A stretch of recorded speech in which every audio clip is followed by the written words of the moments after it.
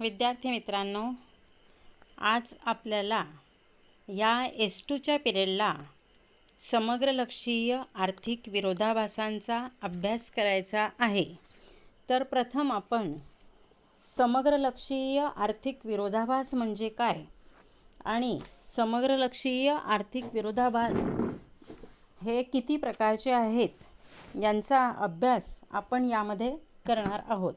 तर प्रथम आपण समग्रलक्षीय आर्थिक विरोधाभास म्हणजे काय याचा विचार करूया। तर समग्रलक्षीय आर्थिक विरोधाभासाची व्याख्या अशी केली जाते की सूक्ष्म अर्थशास्त्रातील निष्कर्ष स्थूल अर्थशास्त्राला लागू करण्याचा प्रयत्न केल्यास त्यातून जे विरोधाभास निर्माण होतात त्यांना समग्रलक्षीय आर्थिक विरोधाभास असे म्हणतात। तर या व्याख्येवरून आपल्या असं लक्षात येतं की सूक्ष्म अर्थशास्त्रातले जे निष्कर्ष निघतात ते निष्कर्ष जर आपण स्थूल अर्थशास्त्राला लागू केले तर त्यातून काही विरोधाभास निर्माण होतात आणि त्या विरोधाभासांना समग्रलक्षीय आर्थिक विरोधाभास असे म्हणतात। याचा अर्थ सूक्ष्म अर्थशास्त्रात जे निष्कर्ष निघतात ते स्थूल अर्थशास्त्रामध्ये चुकीचे दिसून येतात आणि या गोष्टीचा विचार आपल्याला या समग्रलक्षीय आर्थिक विरोधाभास या मुद्द्यामध्ये करायचा आहे। तर हे समग्रलक्षीय आर्थिक विरोधाभास हे दोन प्रकारचे आहेत। पहिला म्हणजे बचतीचा विरोधाभास, यालाच काटकसरीचा विरोधाभास असे म्हणतात, आणि दुसरा रोजगाराचा विरोधाभास। तर यामध्ये प्रथम आपण बचतीचा विरोधाभास किंवा काटकसरीचा विरोधाभास म्हणजे काय याचा विचार करूया। तर बचत करणं हे एका व्यक्तीच्या दृष्टीनं योग्य असतं, पण संपूर्ण समाजाच्या दृष्टीनं मात्र ते चुकीचं असतं। बचत एका व्यक्तीने केली तर त्यातून काहीही अर्थव्यवस्थेचं नुकसान होत नाही, पण संपूर्ण समाजानेच जर बचत करायचं म्हटलं तर त्यातून अर्थव्यवस्थेच्या विकासावर परिणाम होत असतो, अर्थव्यवस्थेचा विकास हा कमी होत असतो। बचत करणं हा एक चांगला गुण मानला जातो। भविष्यकाळ अनिश्चित असतो, भविष्यकाळात निर्माण होणाऱ्या अडीअडचणीला तोंड देण्यासाठी बचत ही उपयोगी पडते, म्हणून व्यक्तीच्या दृष्टीने बचत करणं फायदेशीर असतं, पण संपूर्ण समाजानेच जर बचत करायचं ठरवलं तर संपूर्ण अर्थव्यवस्थेच्या दृष्टीनं ते नुकसानकारक असतं। कारण अर्थव्यवस्थेत एकाचा खर्च हे दुसऱ्याचं उत्पन्न असतं, त्यामुळे जेवढा खर्च जास्त तेवढे उत्पन्न जास्त तयार होते। एकाने खर्च केल्यामुळे दुसऱ्याच्या हातात उत्पन्न जाते, तो खर्च करतो म्हणून तिसऱ्याच्या हातात उत्पन्न जाते। अशा रीतीने हे चक्र चालू असते, परंतु सर्वांनीच बचत करायचे म्हटले तर खर्च होणार नाही। खर्च न झाल्यामुळे कुणाच्याही हातात उत्पन्न येणार नाही आणि ते लोक खर्च करू शकणार नाही। दुसऱ्या बाजूने खर्च करणे म्हणजेच मागणी करणे होय। खर्च कमी झाल्यास मागणीत घट होते, मागणीतील घटीमुळे उत्पादक उत्पादन कमी करतात, त्यामुळे उत्पादनात घट होते। त्याचबरोबर उत्पादक कर्मचारी कपात करतात, त्यामुळे बेरोजगारीत सुद्धा वाढ होते। बेरोजगारीतील वाढीमुळे लोकांच्या उत्पन्नात घट होऊन त्यांच्या मागणीत घट होते। अशा रीतीने खर्चाचा मागणीवर परिणाम होत असतो। बचत करणं म्हणजे खर्च कमी करणे होय। अर्थव्यवस्थेचे कार्य सुरळीत चालण्यासाठी लोकांनी खर्च करणेही आवश्यक असते, कारण लोक जेवढा जास्त खर्च करतील तेवढे आर्थिक व्यवहार हे वाढत असतात, उत्पादन जास्त होत असतं, रोजगार पातळी त्यामुळे वाढत असते, लोकांचं उत्पन्न त्यामुळे वाढत असतं। लोकांचं उत्पन्न वाढल्यामुळे ते मागणी वाढवतात आणि त्यांनी मागणी वाढवल्यामुळे पुन्हा उत्पादन वाढत असतं, आणि अशा रीतीने अर्थव्यवस्थेमध्ये लोकांनी खर्च जास्त करणं ही अर्थव्यवस्था चांगल्या रीतीने चालण्यासाठी, अर्थव्यवस्थेचं कार्य सुरळीत चालण्यासाठी, आर्थिक विकासाचा दर वाढण्यासाठी आवश्यक असते। परंतु जर सर्वांनीच बचत करायचं ठरवलं की बचत हा चांगला गुण आहे म्हणून आपण सर्वांनीच बचत करायचं असं ठरवलं तर त्याचा विपरीत परिणाम अर्थव्यवस्थेत होतो, कारण बचतीवर गुंतवणूक अवलंबून असते आणि सर्वांनीच जर बचत करायचं ठरवलं तर त्यातून गुंतवणूकसुद्धा कमी होते। त्याचा परिणाम उत्पादन पातळी, रोजगार पातळी, उत्पन्न पातळी पर्यायाने राष्ट्रीय उत्पन्नावर होत असतो आणि म्हणून असं म्हटलं जातं की बचत करणं एका व्यक्तीच्या दृष्टीने योग्य असलं तरी संपूर्ण समाजाच्या दृष्टीनं चुकीचं असतं.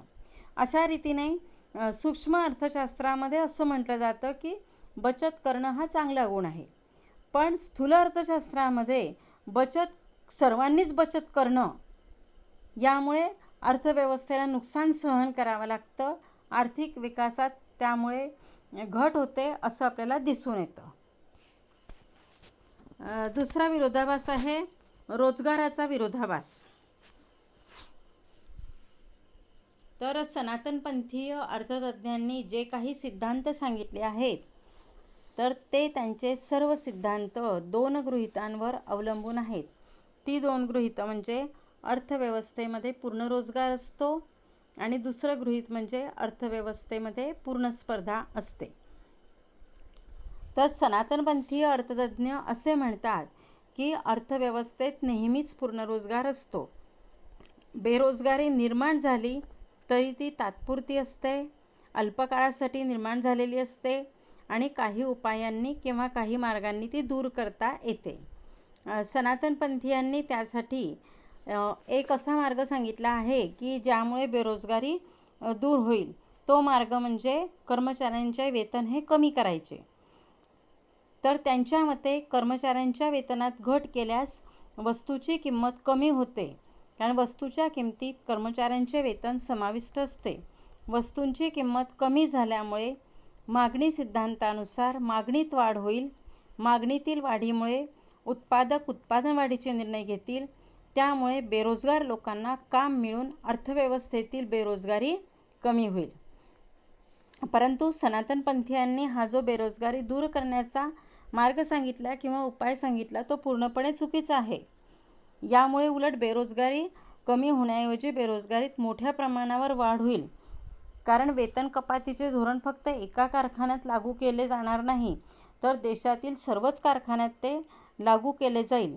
त्यामुळे हजारो कर्मचाऱ्यांचे वेतन कमी होईल, हजारो कर्मचाऱ्यांच्या वेतनात घट होईल आणि हे हजारो कर्मचारी शांत बसणार नाही.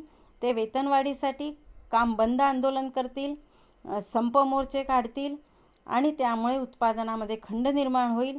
आणि जर दुसऱ्या बाजूने आपण विचार केला तर हजारो कर्मचाऱ्यांचे वेतन कमी झाल्यामुळे त्यांची मागणी कमी होईल, कारण उत्पन्नावरती शेवटी मागणी अवलंबून असते. आणि जर त्यांचं उत्पन्न आपण कमी करतो आहोत बेरोजगारी कमी करण्यासाठी, तर उत्पन्न कमी झाल्यामुळे वेतन कमी झाल्यामुळे ते पूर्वीपेक्षा सुद्धा मागणी कमी करतील आणि त्यांची मागणी कमी झाल्यामुळे उत्पादकसुद्धा उत्पादन कमी करण्याचा निर्णय घेतील, उत्पादन ते कमी करतील आणि ते कारखान्यातील काही कर्मचाऱ्यांना कामावरून काढून टाकतील, म्हणजेच कर्मचारी कपात करतील. त्यामुळे असंख्य लोकांवरती बेरोजगारीची कुऱ्हाड कोसळेल, त्यांचे उत्पन्न शून्यावरती येईल आणि त्यामुळे त्यांची मागणी कमी होईल. मागणी कमी झाल्यामुळे पुन्हा उत्पादनात आणि रोजगारात घट होईल. अशा रीतीने बेरोजगारी कमी करण्यासाठी वेतन कपात केली तर बेरोजगारीत उलट जास्त वाढ होणार आहे. बेरोजगारी तर कमी होणारच नाही, उलट बेरोजगारी मोठ्या प्रमाणावर वाढणार आहे.